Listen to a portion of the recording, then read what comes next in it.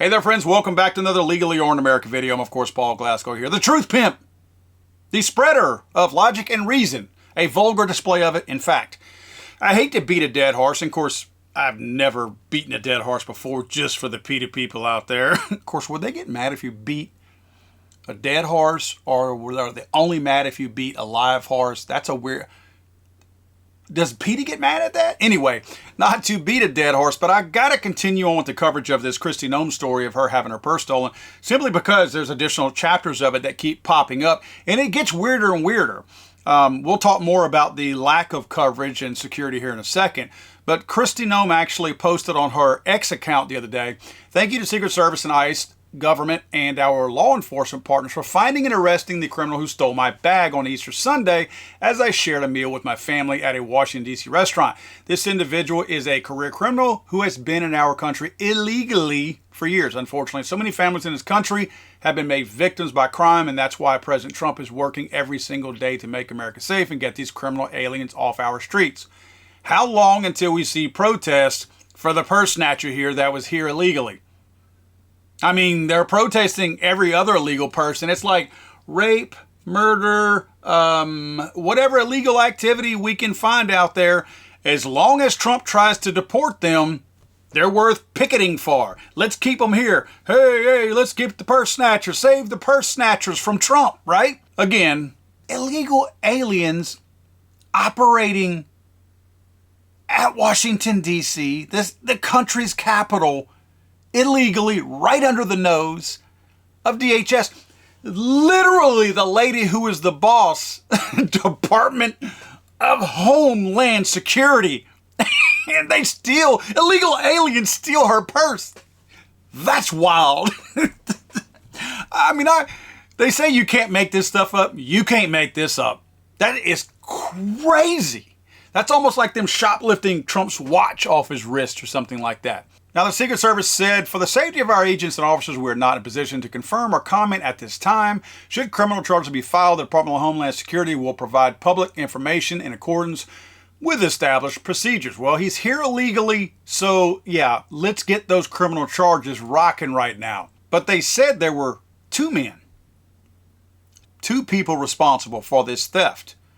Well, they caught the second one today. Second suspect in theft of DHS Chief Kristi Noem's purse arrested in Miami Beach. A second suspect connected to the theft of Homeland Security Kristi Noem's purse has been arrested in Miami Beach. This dude already made it from D.C. to Miami Beach in a week. Now, I know that's not a long way to go, but clearly the guy was on a mission to get the heck out of Dodge. Christian Montesino Sanzana, 51, was arrested Sunday at a Walgreens on a charge of possession of a stolen or fictitious driver's license. This second offender is implicated in a pattern of thefts and robberies with the primary defendant, who is accused of the robbery of the secretary. He was taken into custody earlier today with critical assistance, whatever that means, from the Miami Beach, Florida Police Department and Immigration and Customs Enforcement. Now, that first guy that was arrested, confirmed identity, Mario E. Bustamante Levia, a 49-year-old Chilean national. Both of these men were in this country illegally. Again, when do we start picketing to save these guys? I guess now these guys will be known as the Miami Dad. Not the guy who stole Kristi Noem's purse, but the Miami Dad. Miami Babysitter. Maybe if he ever babysat, we can call him the Miami Babysitter. That would really tug at our heartstrings and make us not want to deport these illegal aliens, right? At this point, Immigration and Customs Enforcement is involved in this case, and we hope they do the appropriate thing. Now, what I wanted to do is, I still have major concerns about the lack of security around the person who is in charge of providing security for the President of the United States. Of course, DHS, more specifically, Kristi Noem being the secretary, she's in charge of all the Secret Service personnel, right? Who obviously protect the President, President's wife, Vice President, and notable people, including Kristi Noem. She had Secret Service with her. Some of her own employees employed to protect her and see after her let this happen. I wanted to take you to the place, the Capitol Grill, where all this took place. Obviously, this is in Washington, D.C., and as you can see by the picture here, it's just to the right of the pentagram that points at the White House. Yes, the streets in D.C. are shaped in the form of a pentagram. If you look to the right of the pentagram, that's where the Capitol Burger Joint is. So I wanted to show you on this side of the building, I can see at least 2 doors, right? So I think there's 2 points of entry and 2 points of exit on this particular business on this side. And then on the other side, there's what appears to be 1 door. So 3 places to enter and exit this one business. My guess is, knowing like most businesses are, those are likely, at least one of them might be a fire exit. Maybe 2 of them are fire exits. And it might just be primary entry into that center door at the front of the building. I mean, those other doors are probably usable for fire code reasons, but my guess is they're probably not open on a regular basis. Probably have fire alarms on the doors themselves. But I wanted to show this area, how wide open it is, how populated it is, and how likely easy it might be for somebody to imagine these streets being really busy, if they were in fact busy on that day, how hard it might have been for somebody to blend in, or how easy, I should say, to blend in, and how hard for Secret Service maybe to follow somebody. I guess I'm kind of making excuses for them. Let's look at the inside of it, because remember, what they've said happened is, and I think they have video of it, likely we'll see it one day, where the main guy that got picked up, the 49-year-old Chilean guy, illegal alien, allegedly he walked by Kristi Noem's table and with his foot hooked her purse, like slid it out into the aisle and dropped accidentally his jacket over it, picked up his jacket, which included her purse underneath it.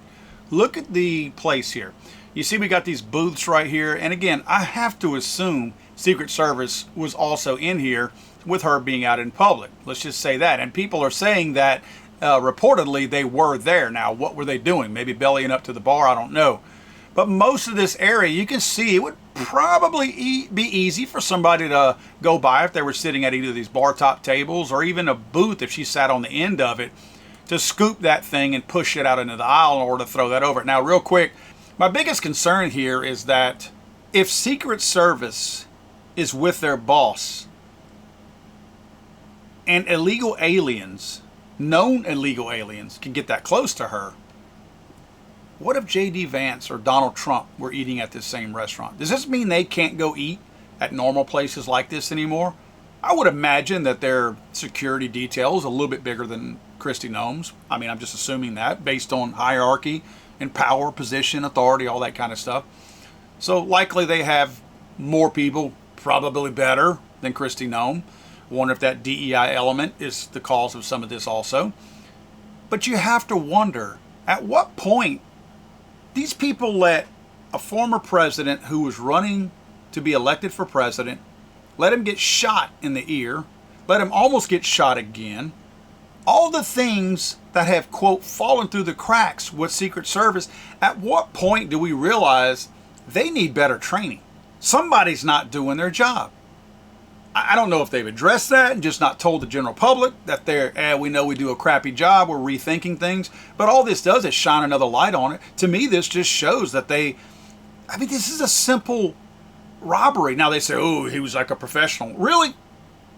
You're sitting here saying that this guy was such a good professional that he outsmarted who was supposed to be the best of the best as far as our security? What does that tell the rest of us?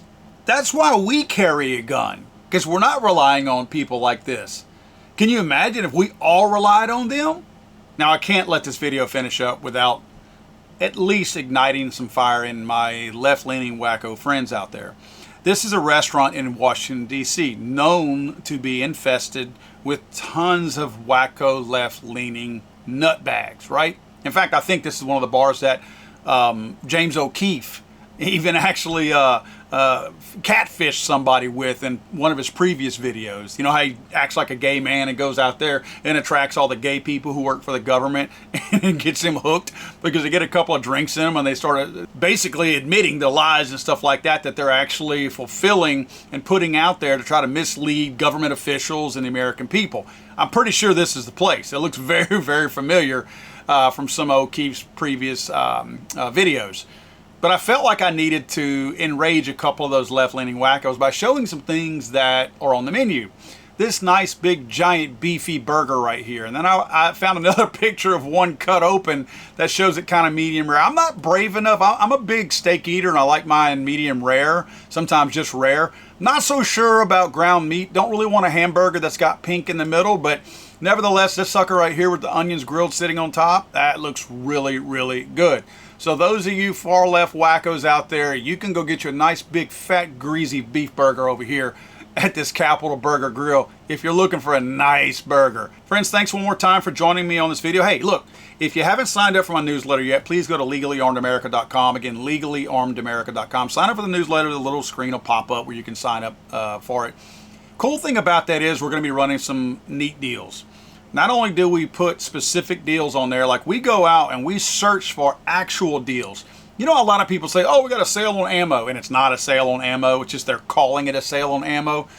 We do a pretty good job of going out there looking for actual deals, like things I would buy, looking for those things, finding those deals, posting them on our website, and it's updated very, very regularly. So you can go out there and find some really good deals. Again, the ammo is probably the biggest thing, but you can find tons of things. So our newsletter will actually go out there and cherry pick some of the really good deals, and you'll get that in a newsletter once a week. We don't bombard you daily with newsletters and emails and stuff like that. It's literally once a week.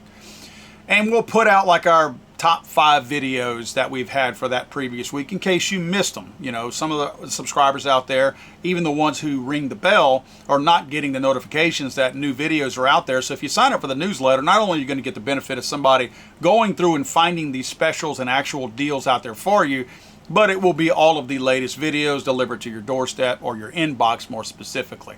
So go check it out, sign up for the newsletter, look out for those good deals. Our staff does a super good job on sifting through all the stuff out there and finding legitimate deals where I can spend my money wisely.